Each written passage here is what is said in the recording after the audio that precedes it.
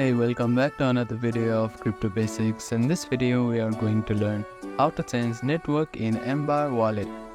First of all, make sure that you are connected to your internet. After that, find and open Ambire Wallet application on your device. Now type in your PIN here, or you can also log in with your biometrics if you have enabled it.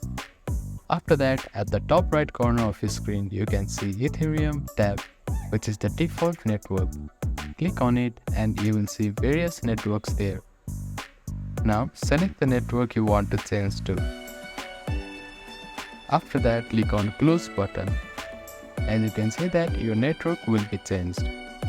Like this, you can change into different networks which are available in Ambire Wallet. So that is how you can change network in Ambire Wallet application. Thank you for watching this video. Please do not forget to like, share and subscribe to our channel and comment down if you have any queries.